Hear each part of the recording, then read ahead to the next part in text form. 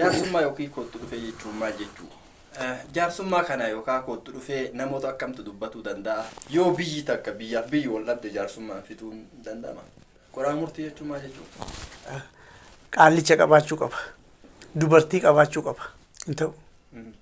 Ta'u manni murtii addunyaa sirna keenya keessatti ga'ee takkaan qabu qoodaan qabu. Sirni kootti dhufee kun mana murtii kamii olitti iyyuu dhugaa muruu ni danda'a. Sirna kootti dhufee kana keessatti dubartiin gahee qabdi. Gaheen isaan qaban hoo gahee akkami? Nama isinitti baafadhaa, jaarsa isinitti dabaladhaa jechaa kan jirtu. Gaafiif deebiin kiyya kaardhaa kootti dhufee yookiin jaarsummaa.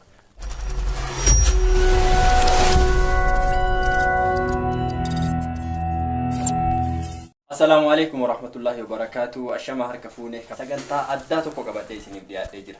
Sagantaa addaa kiyya haga dhuma sagantaa keenyaatti akkan hordoftan gamanumaan isin affeera. Guyyaa har'aa sagantaa gaafiif deebii isiniif qaba.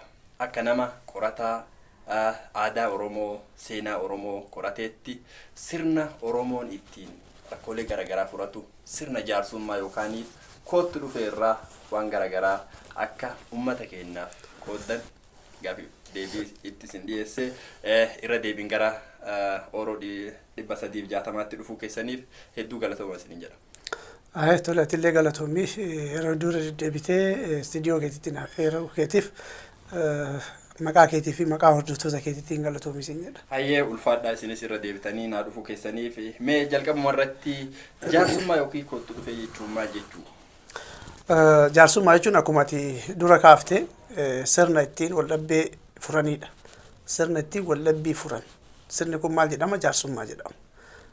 Kanaafiyyuu jaarsummaan ammoo yookiin kootti dhufeellee jedhameetiin ni yaamama. Kootti dhufeen ammoo jalqabbii hojii jaarsummaati. Walumaa galatti jaarsummaa jechuun sirna ittiin wal dhabbii furan.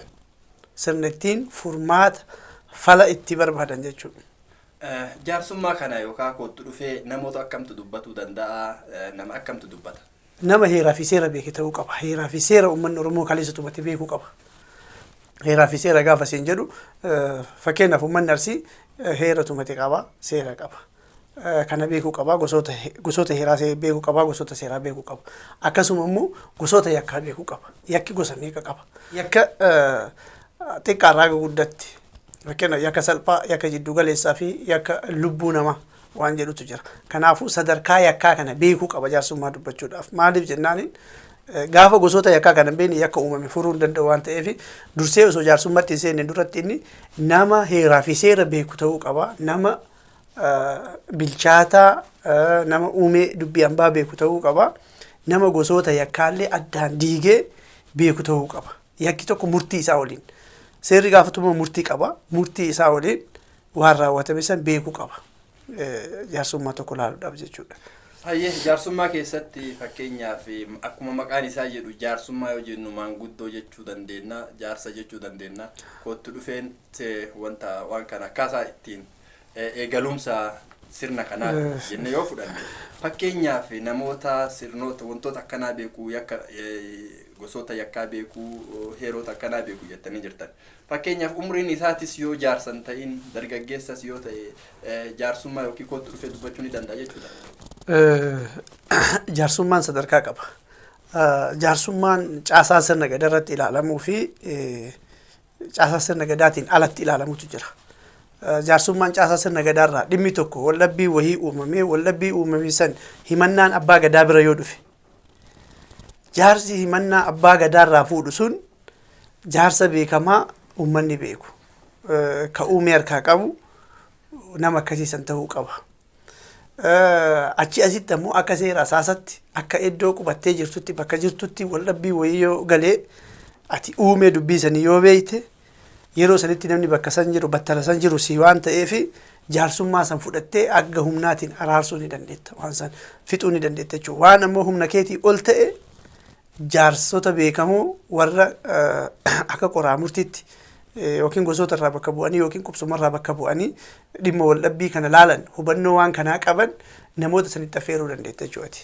Dhimma san qabattee walumaa galatti jaarsummaa namoonni laalan namoota hubannoo jaarsummaan akkamitti akka laalamu beekuu qabu. Hedduu galatooma. Akkasuma jaarsummaa kanaan rakkoolee garaagaraa furuu ni danda'anii jettanii jirtan. fakkeenyaaf rakkoon nama dhuunfaa jira, namni dhuunfaa wal dhabu jira, kunillee kana jaarsummaan fixuu ni danda'ama. Yoo biyyi takka biyyaaf biyyi wal dhabde jaarsummaan fixuu ni danda'ama. Rakkoon galee kamiyyuu jaarsummaan ala kadhumu hin jiru. Jaarsaan ala rakkinni kamiyyuu yoo gale kadhumu hin jiru. Biyyi si wal dhabde, gosti si wal dhabde, namni dhuunfallee yoo wal dhabe jaarsummaan ga'ee guddaa qaba. Jaarsi ga'ee guddaa qaba. Jaarsi sun maal ta'uu qaba garuu jaarsa uumee dubbii beeku ta'uu qaba. Kuphii akkasanii beekuu qaba. Dubbii beekuu qaba. Jaarsa dubbii walitti oofu yoo hin taane jaarsa uumee dubbii sanii akkasiin kaleessa uummanni Oromoo tumatee kaahate. Yakkoota san yoo ka beeku taate, murtii akkasanii yoo ka beeku taate, dubbatee yakka galesaniif wal dhabbii galesaniif murtii dabarsuu yoo ka beeku taate wanni inni ilaalleef hin jirtu. Garuu jaarsi ammoo ka beekee ka biyyi beeyte yoo ta'e rakkina hin qabu. Mee jaarsummaa keessa yookaan kootti dhufee keessatti qoraa murtii waan jedhantu jira. Qoraa murtii jechuun maal jechuudha? Jaarsummaa keessatti qoraa murtii osoo hin taane murtii illee nuuf danda'aadha. Qora mataa fi qora miilaa jedhama. Qora mataa fi qora miilaa waan jedhamutu jira. Sirna tokko fixuudhaaf gaaddisa tokko yoo ta'etti gaaddisni tokko maal guuttachuu qaba beektaa? Yoo xiqqaate waa 8 guuttachuu qaba. Tokko qora mataa qabaachuu qaba, qora miilaa qabaachuu qaba, hayyicha qabaachuu qaba, murticha qabaachuu qaba, qaallicha qabaachuu qaba, dubartii qabaachuu qaba, yaa'a qabaachuu qaba. Waan kana guuttachuu qaba. Yaati tuni sirna tokko laaluudhaaf gaaddisa tokko yoo ta'etti yaa'atu jira. Namoota dhimma san yookiin dhageeffachuuf yookiin ammoo qooda irraa fudhachuuf yookiin yaada irratti bahuudhaaf waan san jabeessuuf yookiin waan san mormuudhaaf ka dhufantu jira. Namoonni dhufan kun hundi isaatu namoota kana keessaa warra qooda qabutu jira. Fakkeenyaaf qorri mataatii fi qorri miilaa dhimma tokko fudhatanii yoo kalaalan taate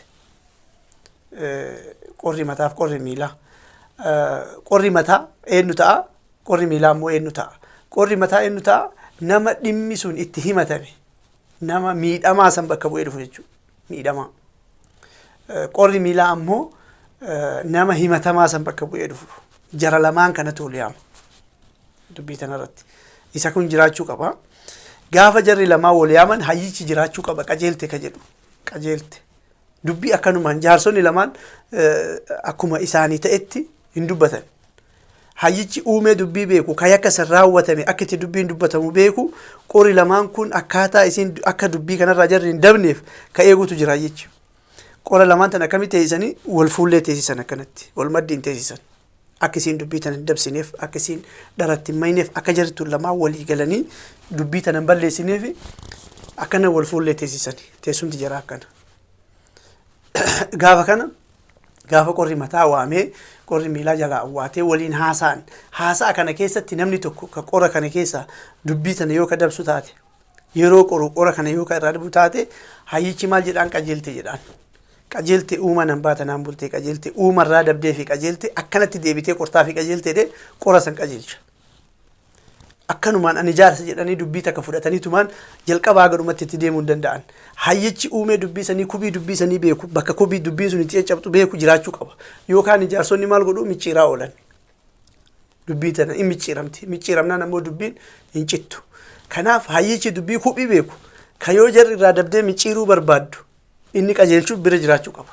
Kan dubbanne ka taa'ee uummata kana laalu jechuudha. Yoo inni irraa dabee dubbii tana micciiruu ka barbaadu taate qajeelte jedhaan.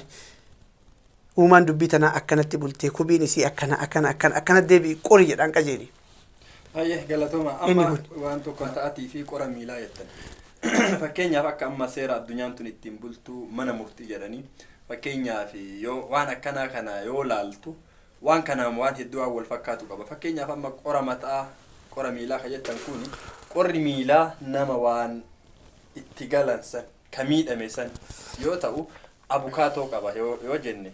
Amma namni kun qora miilaa kana ta'uu ni danda'a. Abukaatoo kanaan qora miilaa jennaan akkasitti yoo fudhanneen ta'a. Hin ta'u. Hin ta'u. Manni murtii addunyaa qora miilaatii miti sirna keenya keessatti ga'ee takkaan qabu, qoodaan qabu.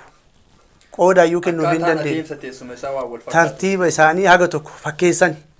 sirna kanaan wal fakkeessuu deeman malee sirni lafaa fi samiidha walitti hin dhufu. Sigale sirna keenya keessa safuutu jira, duudhatu jira, adabatu jira. Kanaafiyyuu sirna walii amananii wal jala masakaman. Sirna addunyaan tun ittiin bultu mana murtii kamii giddiin itti murteessan malee namni ofii isaatii fudhatee aamin badiin kun kiyya jedhee korma baasee narraa qaladhaa narraa fudhadhaa jedhu hin jiru. Mana murtii har'aa kana. Kanaafiyyuu waluun fakkaatuyyuu hojiin jira. Sirni kootu dhufee kun mana murtii kamii olittiyyuu dhugaa muruu ni danda'a jechuudha. Kamii olittiyyuu dhugaa mura. Ayyee hedduu galatooma. Mee as keessatti sirna kootu dhufee kana keessatti dubartiin gahee qabdi. Gaheen isaan qaban hoo gahee akkamiiti? Eetti si deemaa jira. Qoraa murtii jedhee qajeelche hayyicha jira siin jedhe. Hayyichi qoraa murtii warra nama qajeelchu. Hayyichi. Qoraa murtiin tun gaafa qortee irraa baatee huuruu itti fuuti mana itti huursiiti. Manni itti huursaa yaadaan gabbisa jechuu manni. Gungumni jira as keessa. Gungumni bifa lamatu jira. Gunguma ol baasanii fi gunguma garaa jalaan gungumantu jira.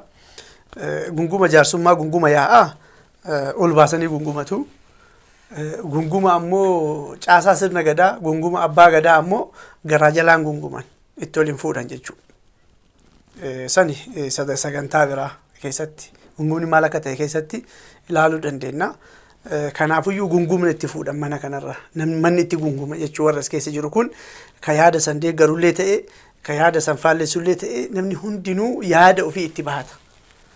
Gunguma jechuun karaa bilisaatiin uummanni karaa itti yaada ofii bahu akkana jira. Itti aanee ammoo qaallicha jira sulamti ka jedhu. Dubbiin qoraa murtii ilaalan kun warri jara ilaalti kun heera uumaatiin akka waliin dhabne eegee wanni murtiin isaan dabarsan kun heera uumaatiin ka waliin dhabne yoo ta'u waan safuun cabsine waan duudhaa uummata Oromoo hin xu'ine waan hamaa of keessaa hin qabne yoo taate sulamte ka jedhutu jira. Murtiin kennu muramteen jedhu sulamte jedha. Sulamteen tuni iddoo tokko tokkotti jaaladhe jechuu waan isin dabarfattan kan ta'eera naa ta'eera jechuu isatu jira. Qaallichi jiraachuu qaba. Itti aanee dubartiin jiraachuu qabdi. Sirna kana keessa jechuu. Inni dubartiin jilban qabdu dubartiin gaaddisanteettu jedhani kijiba. Kuni kijiba. Dhimma isii irratti jilban qabne. Dhimmi isii dhaabata irratti muramaaf waan ta'eef jilban qabu. Malee dhimma uummataa irratti hin teetti. Gaaddisanteetti. Kanaaf gaafa teettu dubartiin maal jetti? Ani dubbadhe jetti. Yaadni sun yoo galeefillee yoo galuufillee baate yaada baati. Maal jetti? Ani dubbadhe jetti. Ani dubbadhe uumeen kaleessa dubbii tanaa akkanaa kubiin isii akkanaa dubbiin tun tana dhaddachi ibaluu kalee akkanatti murate dhaddachi warra ibaluu kalee akkanatti murate dubbiin har'aa tun ammoo sanirraa narraa dabde jettee ani dubbadheedhaan dubbattee yaada ofii ibsachuu dandeetti. Jaarsummaa keessatti qooda akkanaa qabdi jechuu dubartiin dhimmi wayii gaafa galee dhimma sanirratti namni murtii dabarsuuf qoraa murtiin taa'ee jedhe yaa'a san keessaa isiillee qooda akkanaa qabdi dubartiin. Hedduu galatoomaa waan guddaa isinirraa baranna.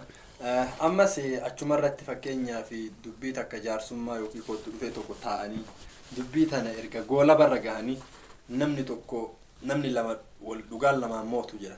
Dhugaan lamaan mootu jechuun dhugaan kama nama tokko jechuun tokkochuma dhugaa qaba. Yoo wanti kun mormamtu ta'e yookaaniif didu ta'e waan kana dhugaa murteessan kana fudhachuu ka didu taate maal godhuu danda'a?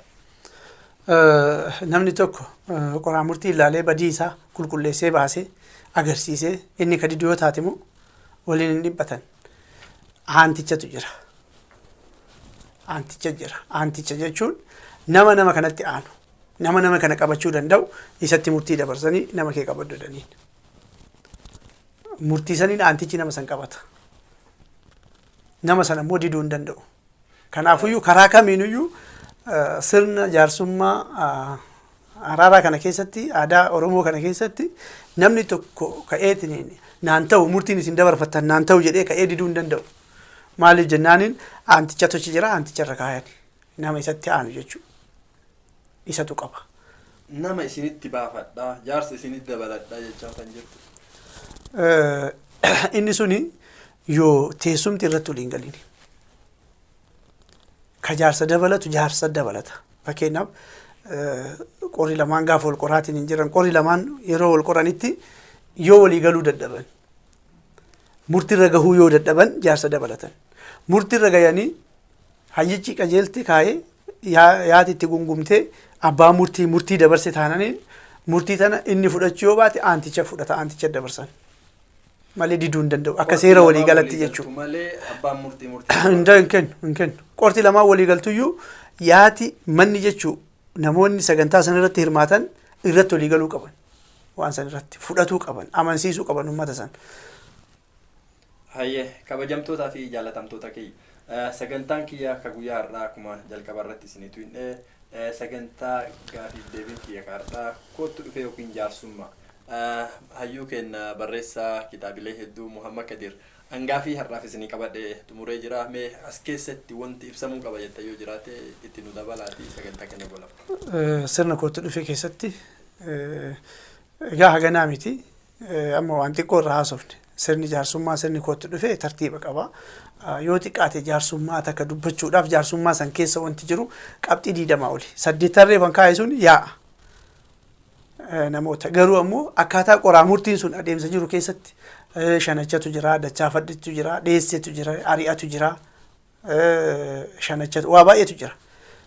Kanaafiyyuu jaarsummaan haganaa miti bal'oodha. Kanaaf sanillee yoo rabbi jedhe guyyaa biraa itti deebina.